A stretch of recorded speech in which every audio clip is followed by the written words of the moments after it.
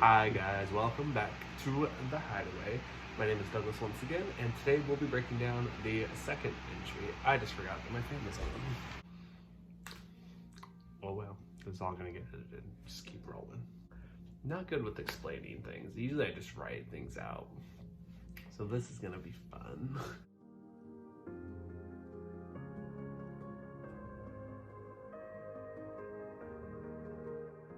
Hi guys, welcome back to The Hideaway. My name is Douglas once again, and today we'll be breaking down the second entry into The Hideaway entitled Darkness in the Darkest Times. The title infers spookiness, however, it is just sadness. So if you hadn't had a chance to go listen to it, I will link the video with the poem here for you guys to go listen to that, breaking it down line by line and kind of going over it. This is interesting piece. It is my first piece. I feel like I can talk about some mental health issues with you guys. This poem derived from a mental breakdown at 3 a.m. We'd love to see it. But I remember it was just one night. I woke up or I hadn't slept yet, and I was listening to my sad music and being a sad boy, and all these thoughts were coming into my head. Mostly my thoughts that happened at that time of night are very like existential crisis. If you've listened to it already, I wonder if you'll get that already. But yes, so I was just having a lot of thoughts and a lot of feelings, and again, it kind of just poured out of me. That's kind of the vibe of it, is kind of thinking, you know, the darkness in the darkest of times is that, like, there are things going on around you that are not necessarily very cheery and happy, and you yourself are still emanating this like negativity or like this darkness enveloping around it. Not good with explaining things. Usually I just write things out. So this is gonna be fun. So I have the poem on standby for easy access, and we're gonna start line by line. So the first few sentences in this first section, and these are very much like in the first one, two waves, like I said, we kind of got more of like a story, like we were at the end, then we went back and like traced our way through to get back to the end, the beginning of the poem. So this one is more kind of like stream of consciousness, like it's just like a long convoluted way of like asking why am I here, essentially. So this first section, paint you a picture. There's a dim light in my chambers, empty bottles next to me.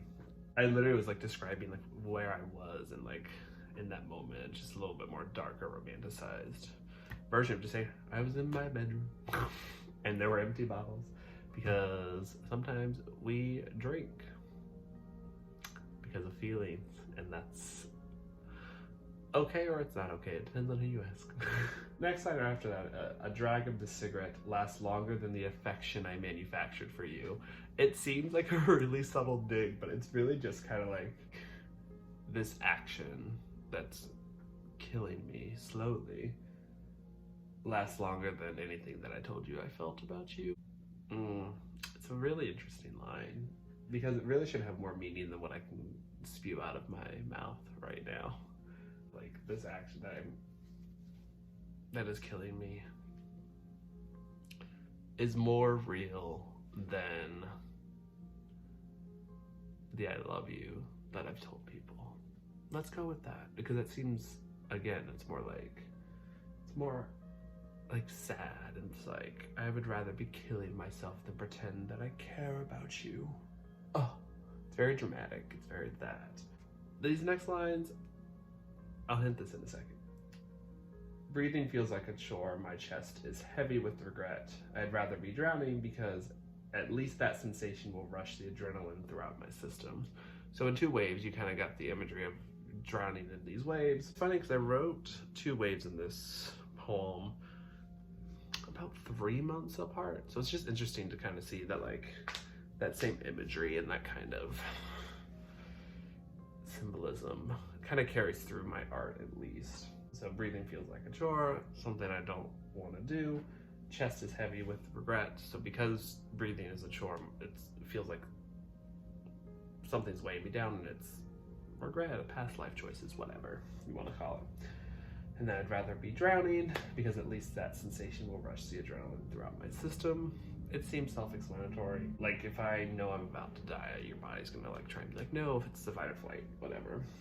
And that's the only thing that can really get me excited anymore. Whoo! We love talking about it. And this one, I talked about alliteration last time, and this is fun. If I cut myself open again, I won't feel much. Tough skin thinned out, too taut to tangle. On the subject of mental illness, I do suffer from depression and anxiety. And in my college days, I was a cutter, so I would cut myself. I'm basically saying in this line that like I've done this so much to myself that I'm not gonna feel anything. Like that doesn't make me feel anything anymore. My skin has toughened because of that. I have scars over my body from that. And so it kind of relates back to that last line where it was like only actually dying would bring that rush of adrenaline, whereas I used to get that from this other sensation of cutting, but it doesn't do it for me anymore. I'm okay.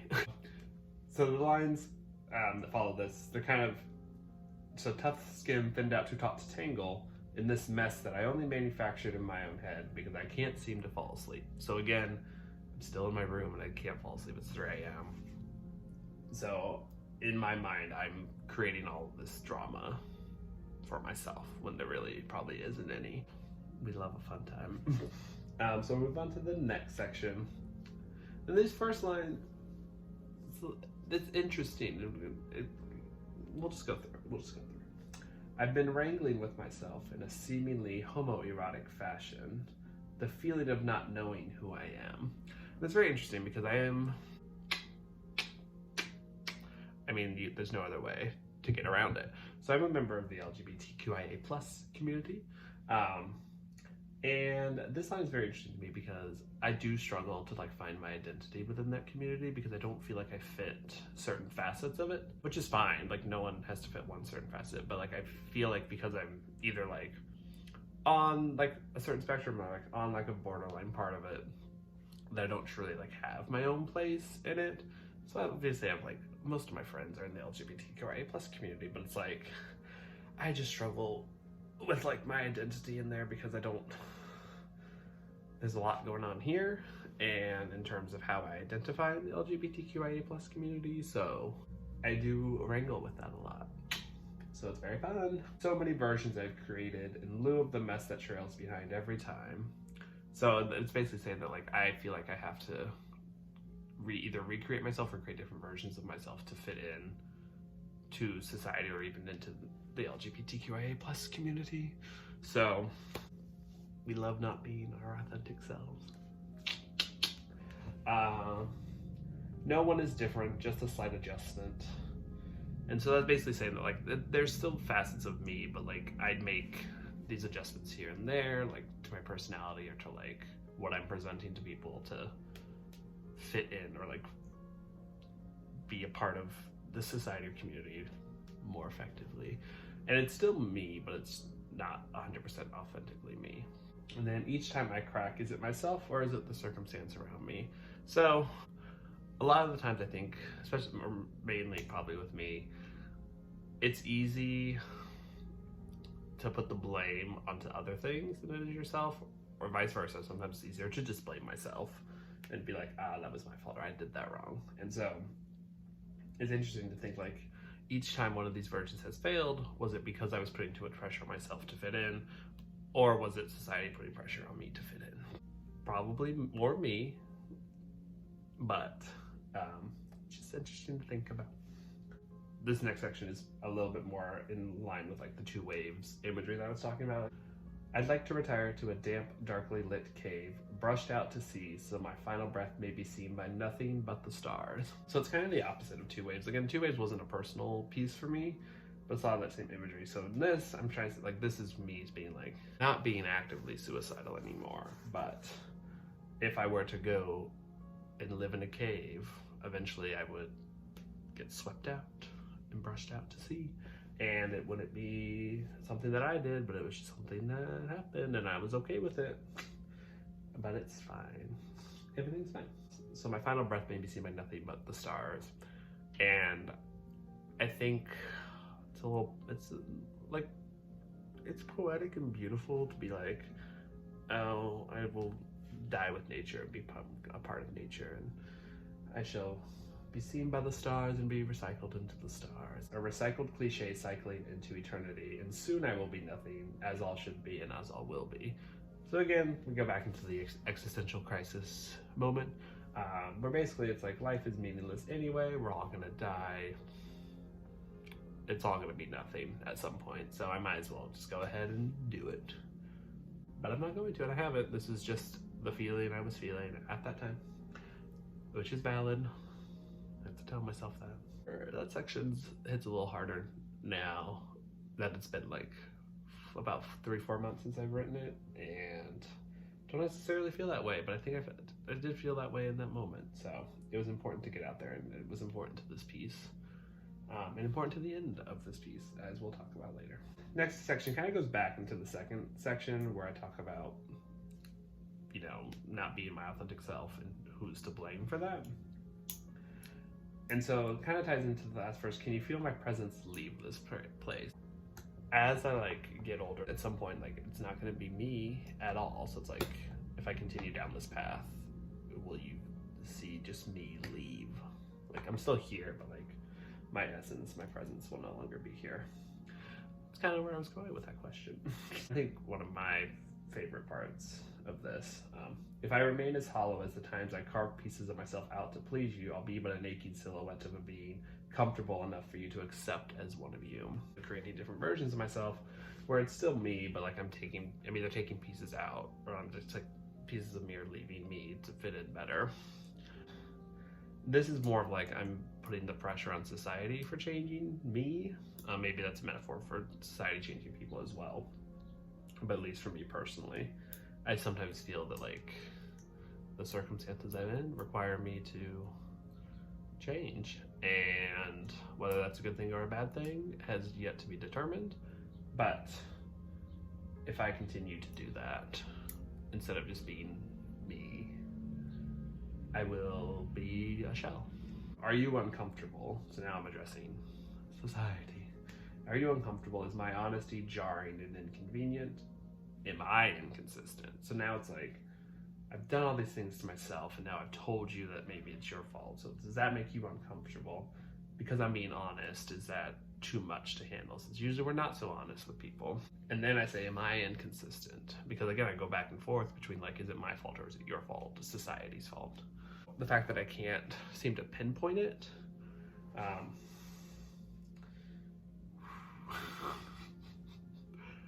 fine, everything's fine. Am I consistent? And then it's my responsibility is laid out before me. I chose to choose me, and I'm still to blame. If I put everything out that I am responsible for in front of me, and I chose my happiness and myself, I would be the one to blame, because now I'm no longer thinking of anyone else but myself. So I'm being selfish and like all these things. Sometimes your unhappiness is worth it, kids. Never forget that. Into this last section, and it kind of, again, like how two ways kind of like interweave the story. This is like going very like back and forth like in the narrative. So we're back into this like existential crisis kind of place. So the night sky is my coffin, slid tight against my bones. So again, like I've been brushed out, the stars are my witnesses, and it will be my coffin. It will be what I am buried in, the night sky, out in the open, vulnerable and weird. Eyes open, forever wandering. So not being actively suicidal. So like my eyes are open and I am still going forth, forever wandering. So maybe my spirit, my essence is still wandering, and I'm not dead. It's just I am becoming a shell of a human. And then the last line, I am the darkness of my darkest times. And so I feel like it's at the end of this, and again, at the end of this, whatever I was going through in that moment, emotionally, mentally, I think I came to this realization that it is me. It is my battle with mental illness and like my anxiety, all these things that are negatively affecting me.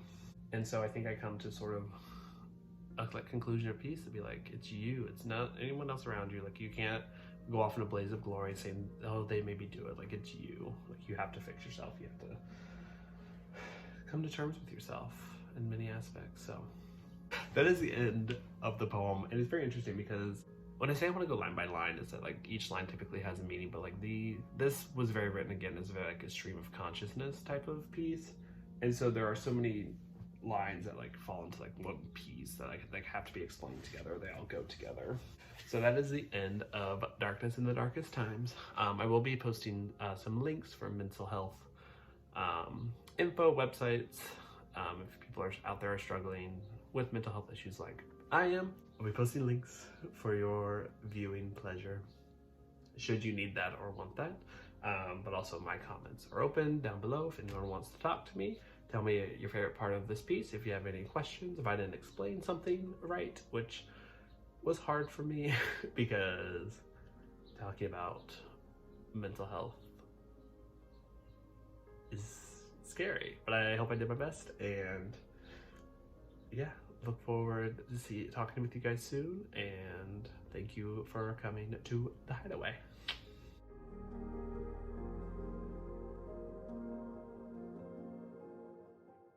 More fun writing tips. Talked about this last time, I talked about it again because it's a very common theme.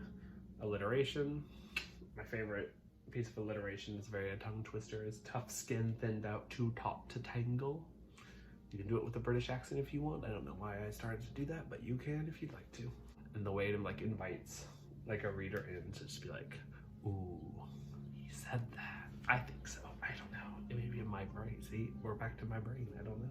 I guess a writing tip, especially for this type of writing, is just kind of to trust your instinct. Like, have in your head this vision of what you want to write, or you have this image of what you want to write, just go for it. Like, the more you second guess and the more you doubt yourself, the more you're gonna either not have anything or have something you're not proud of in the end. So I usually write my pieces all in like one sitting in one go, because you're supposed to just take that gut instinct and just run with it. And that's supposed to be the most honest and vulnerable part of your writing. So 3 a.m. just grabbed my phone and I just wrote. Like, I didn't have any semblance of what it was going to be. I just needed to get my thoughts out there. And this is where we are.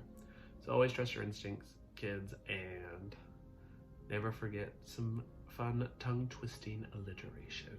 There's actually another one in here, I think. Damp, darkly lit cave. A recycled cliche cycling into eternity. Did that a lot with this one, which I like a lot.